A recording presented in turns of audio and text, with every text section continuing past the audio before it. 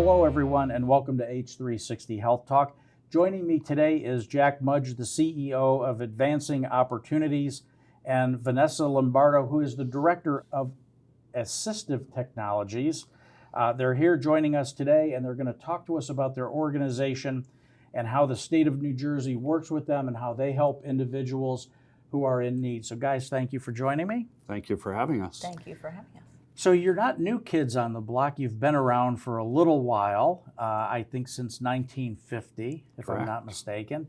Can you give us a little history of the organization and how you got from then to now? Sure. So as you said, we've been around for almost 70 years. And in that time, we've gone through a lot of different transitions. And the first thing is that we have become a much larger organization than what we started out with which was Cerebral Palsy of New Jersey. We were the association connected with the United Cerebral Palsy. And about 30 years ago, we disaffiliated with them and became our own organization because our board really wanted us to provide quality supports to individuals. And we did that in two arenas. One is in employment services, and the other was in assistive technology. And so we became specialized in those two areas.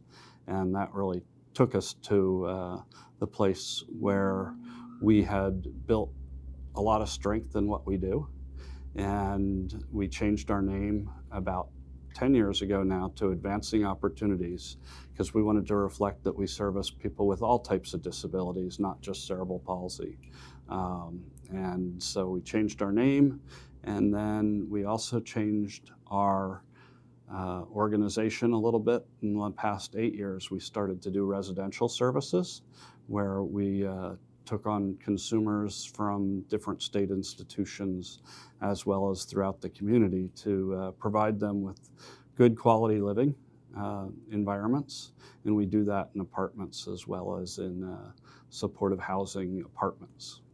So when you think about the kinds of people that you're reaching now, what are some of the things that you can do for them? We talk about advancing opportunities. So I'm assuming that by the nature of its name, we're helping them advance in maybe living or life skills, things of that nature? So we look at it as our mission for individuals to become more independent in the community and more involved in the community and succeed in the community and thrive in the community, whatever that means to them, the furthest that they can go. And so we do training for them, we do supports for them, we guide them, we coach them, and then we also provide assistive technology, which is unique to the field in New Jersey. And that's really a big part of our organization, is that we can help individuals become very successful by using tools in their work and in their play and in their houses. So you talk about advancing technologies in their homes. For the most part, do you have brick and mortar facilities where people can come and learn these skills and you help them out, get them started, and then they're productive in society? Well, we don't have brick and mortar buildings. We try to do everything out in the community. We do have our own group homes where we sometimes test things out to see how good they are and what's going to work for other consumers. But we really work with individuals wherever they are, because the environment is what they're going to have to deal with. So we go into schools and we go into individuals' homes and into their workplaces and see what that environment's like, because the technology has to adapt to that environment. Well, technology is changing so rapidly. And so how do you see some of the services that you are providing change over a period of time to keep up with the technology advancements? I'll let Vanessa speak to that. Okay. Well, I think certainly in terms of just the training of the staff, we always want to make sure that we're up to date on the different types of technology. And it is really exciting. There's been so many different advancements. But as Jack said, we really look at the individual person. So we want to make sure that whatever it is going to really be the best fit for them, rather than just it's the latest and greatest thing. We want to really have that feature matching so that it makes sense for the person. So how do you, when somebody reaches out to you for the first time, and they say, I've heard about your organization and I might need some help. What does that first initial assessment look like to set a baseline of knowing, okay, here's what they have today to work with. Here's our foundation, and we're going to do these 3 or 4 things to help them move forward. Absolutely. So especially with the evaluation, like I said, we really want that feature matching. So our conceptual framework for evaluations has actually been created by Joy Zabala, who is one of the pioneers in the AT field. And it's an acronym because, of course, we like acronyms. So it's SETT, or SET. And so the S stands for the student or the person, and exactly like you said, the skills. What are they bringing to the table? What is it that they're already good at? What are they currently working on? And then the next thing, the E, stands for the environment, as Jack mentioned. Where are they? Are they at school? Are they at work? Are they in a noisy environment, a more quiet environment? Will they be moving through different environments? So we really want to be out in the community to really understand what's going on in the environment. The next thing is the task, which is what do they have to do? That's that first T.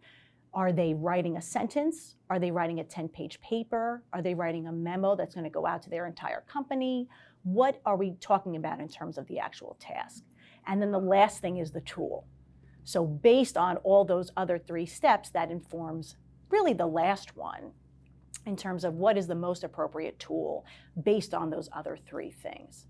So Jack, I would imagine that you're pretty in tune with some of the large employers in New Jersey and talking to them about what are the skills that people need. When you hire somebody in a certain role, what are the level of skills that they have to come with? What are the opportunities within these organizations so that we can look for opportunities to place people in there? What do you see in terms of the involvement from large employers, or even small employers for that matter, embracing what you're doing and bringing people into the workforce? Right, Dave. Great question. So one of the things that we have on top of the assistive technology department is a career development department, which works with the local community colleges, works with many of the larger colleges in the state to look at students that have disabilities to get them placed in some of these companies that you're talking about. Companies need a wide variety of workers, but one thing that they have all said is they need people that will show up on time, that are dedicated, that are committed to their company. And so many people today are transitioning quickly. They're really looking for stability, and they're looking for people that want to continue with their company. And one thing we found with people with disabilities is while they sometimes have challenges that they need to overcome, if they stay with the company for a year, they're usually likely to spend a lifetime there. And they're usually become a very valued employee because they're willing to learn and grow with the company. And sometimes it's minor tasks like janitor, but oftentimes we're placing individuals that have intellectual or physical disabilities in companies that are building aircraft and or financial services. Everybody has a superpower, and part of what we need to find is their superpower and work on that becoming the thriving point in their lives, as well as teaching them some basic life skills of getting up, going to brush their teeth, then going to work and communicating with the other employees and being a good partner in the workforce. And when we do that, some of these companies just embrace the individuals that we serve, and they're there for a long time. We had an individual with NFL Films for over 25 years. Wow. He worked in the mailroom, but he knew everybody's birthday. Sure. That was his superpower, and everybody just embraced that.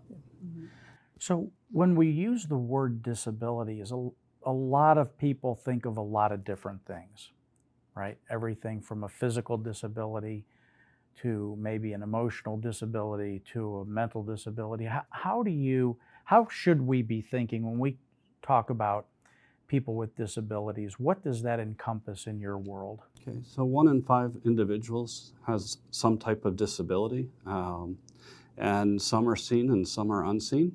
A lot more unseen disabilities than seen, obviously, based on that number.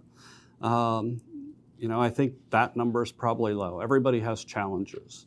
And I often look at financial disability. They grew up in the city, the urban area, and they didn't have the fiscal wealth as other people. So they maybe didn't get educated as well as other people. And it's it might not be a physical disability or a named disability, but what are people's challenges and how can we help them? And that's whether it's a true disability or some type of environmental disability that stood in their way. So anybody we can help, that's really, to become educated, to be able to use tools more efficiently to make their lives more effective. We work with a lot of senior groups. Vanessa will probably explain one of them. They don't have a disability per se, but they're seniors and they haven't had as much computer work as other people. Right. So the word disability, sometimes we went from handicapped to disabled. I think we all have abilities. We just have to, sometimes get a little help on the disabilities to get us through the day. Mm-hmm. So speaking of the senior population and some of the things you do with them, Jack mentioned computer skills. What are some of the other groups that you work with? And what do you see kind of percolating to the top in terms of the most called upon things that they want to learn for each individual, maybe subgroup of the population that you work with? Sure. And one of the things that's really overarching for really any group is to really use what they already have. So we really look at that. When we're doing that initial intake, as I talked about the evaluation process prior, we're looking at what do they already have. There's a lot of features that are built into smartphones, both Apple as well as Android, into all the tablets and the computers that we're using. And so we try, in the first place, just to educate them on what do they already have before we introduce something new, which again might be completely appropriate. But let's start at the bottom. Let's really look at what do you already have, what's accessible to you, and then let's see if that's beneficial. We work with all different state funders. So we work with children through school districts, through DCF. We work with individuals through the Commission for the Blind and Visually Impaired. We work also with DVR in terms of employment. We work with the Traumatic Brain Injury Fund for individuals who have had a traumatic brain injury and again are looking for independence and organizational skills. And we also work with DDD as well to support adults. And really in each category, people really are looking at quality of life. How can I make the most out of what I'm able to do? What are some new things that I can try? Setting goals for themselves and really trying to attain those. And we're happy to help people meet those goals, again, if technology is something that really can benefit them. Well, Jack, Vanessa, thanks for joining me today. It's been so insightful to hear the things that you do and how you help the people in the state of New Jersey. I'd like to welcome you back to Health Talk anytime. I'd like to hear more developments on technology and the things you're doing to help people with disabilities. Thank you. You're welcome.